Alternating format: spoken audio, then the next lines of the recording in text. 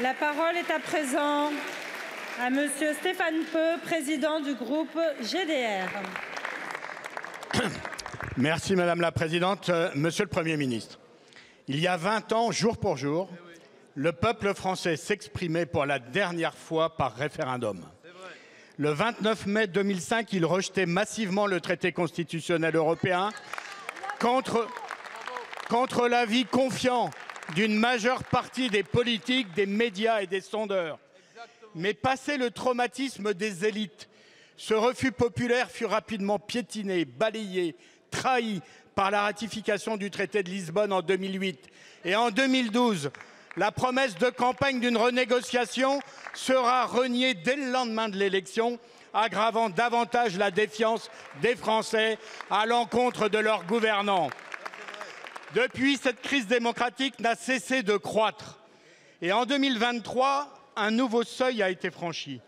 Le gouvernement, aveugle ou inconscient, a imposé par 49-3, sans vote, la réforme des retraites, malgré l'opposition de la majorité des Français et une mobilisation sociale historique. Il a ensuite utilisé l'obstruction pour bloquer tous les débats sur le sujet. Et le président vient de refuser, il y a quelques jours, la proposition d'un référendum. Une plaie béante s'est ouverte dans notre démocratie et les Français ne sont pas prêts de tourner la page. Le 5 juin, le débat reviendra dans l'hémicycle grâce à notre résolution pour abroger cette réforme brutale et injuste. L'Assemblée pourra enfin, et pour la première fois, se prononcer au nom du peuple français. Ce vote traduira, nous n'en doutons pas, la volonté majoritaire des Français. Vous aurez alors, Monsieur le Premier ministre, l'occasion de tirer les conséquences de ce vote et ainsi réparer la fracture démocratique qui défigure notre République. Monsieur le Premier ministre, ma question est simple. Serez-vous l'homme qui réconcilie ou celui qui laissera s'enquister cette blessure au cœur même de notre nation? Merci beaucoup, Monsieur le Président. La parole est à Monsieur le Premier ministre.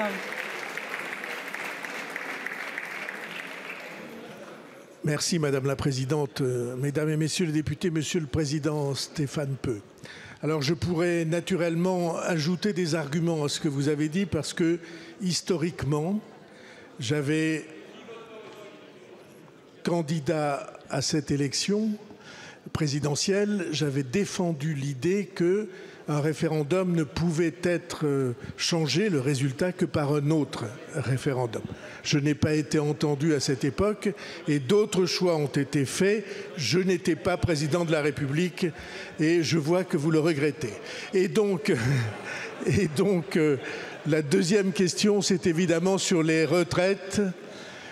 Sur les retraites, vous allez déposer un texte, on verra ce que vote cette Assemblée. Moi, je veux vous dire une chose certaine. Hier, la Cour des comptes a déclaré que les dépenses sociales étaient, je cite, entre guillemets, hors de contrôle.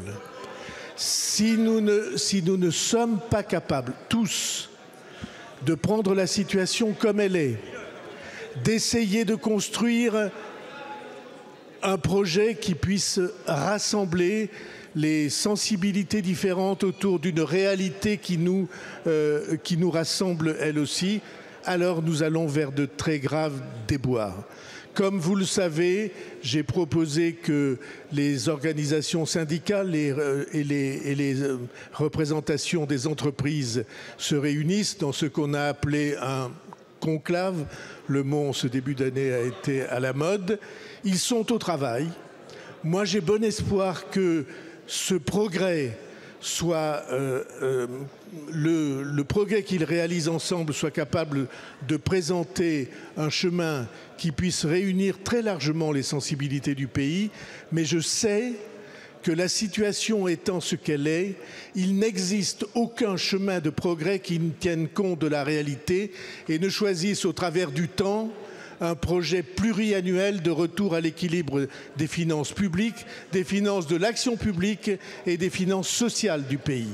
Si nous nous éloignons de cette nécessité, nous allons avoir de très graves déboires et toute la société le paiera, toutes les entreprises, tous les salariés et toutes les familles. Je vous remercie. Merci beaucoup, Monsieur le Premier ministre.